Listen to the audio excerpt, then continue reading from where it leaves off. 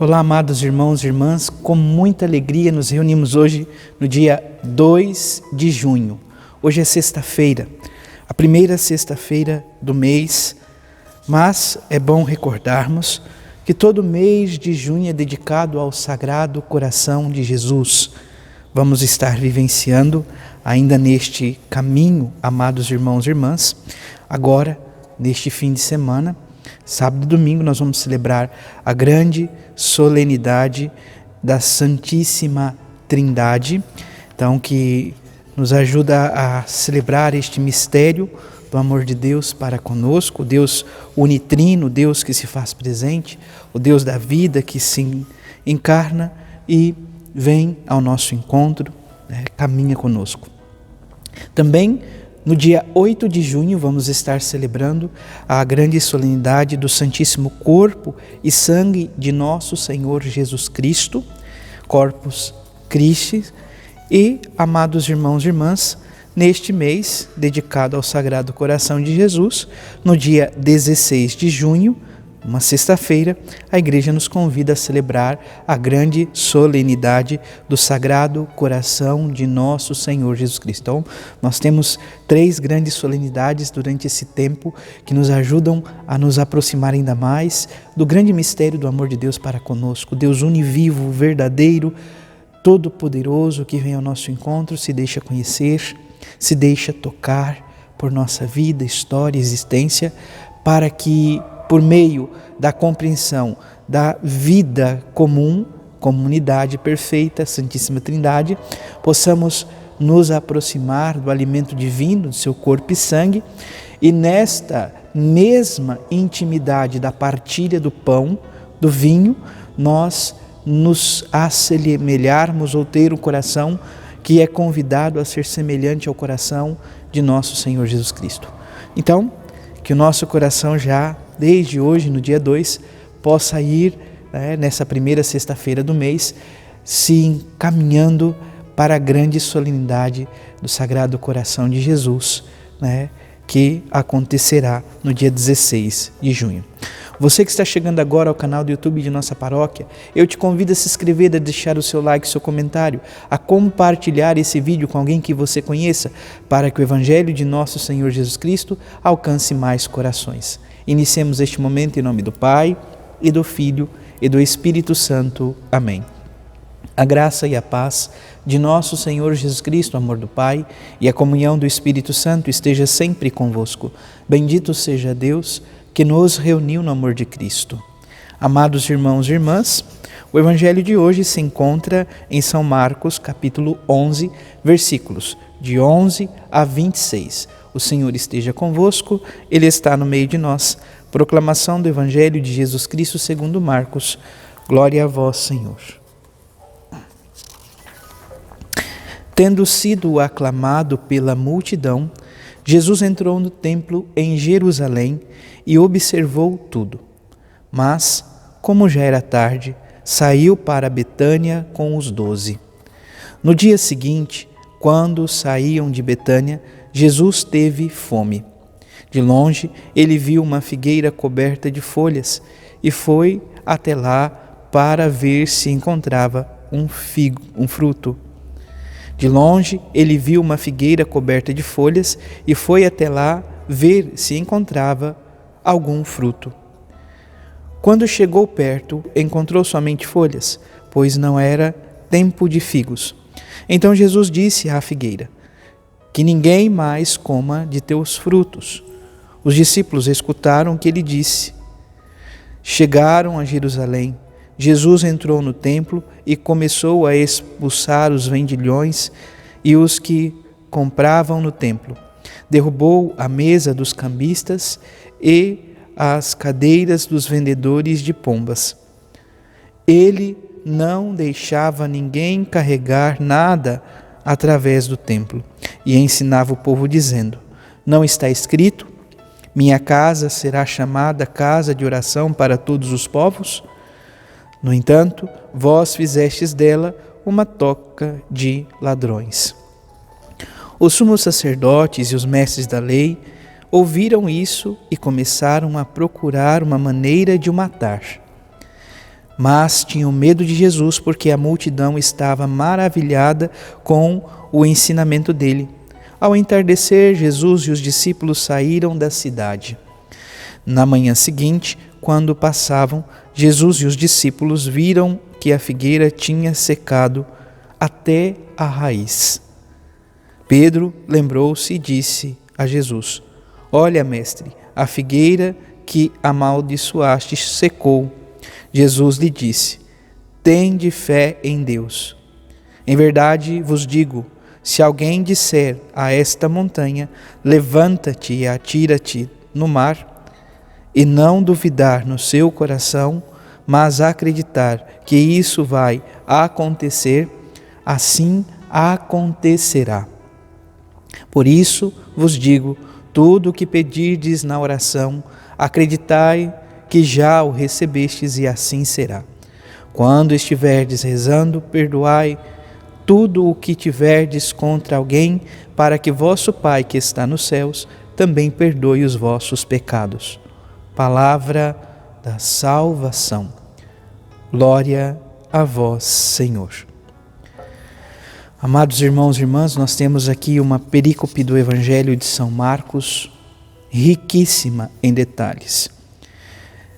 Nós ouvimos então este relato que Jesus, tendo sido aclamado pelas multidões, pelos milagres, os feitos que realizava, ele entra no templo de Jerusalém e observa tudo. Porém, como era tarde, ele volta para Betânia com os 12. No dia seguinte, quando saíram de Betânia, Jesus teve fome. E no caminho ele encontra uma figueira, coberta de folhas, mas não tinha nenhum fruto, somente folhas, pois não era tempo de figos. Olha o que diz o evangelista: só tinha folhas porque ainda não era tempo de frutos.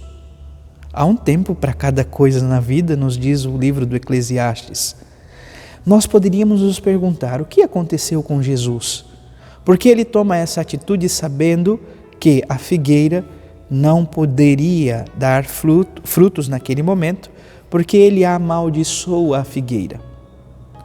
Amados irmãos e irmãs, Israel sempre teve essa visão de ser esta videira ou a figueira que é convidada a produzir bons frutos ao Senhor.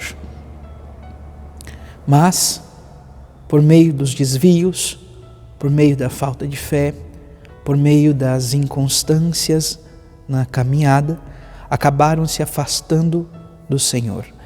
E esta figueira que era convidada a dar frutos, acaba secando. Então, esta realidade, amados irmãos e irmãs, está voltada para Israel, poderíamos assim dizer. Jesus traz esse sentido falando do povo que era para acolher a boa nova do reino, mas na grande maioria se fecha a esta boa notícia.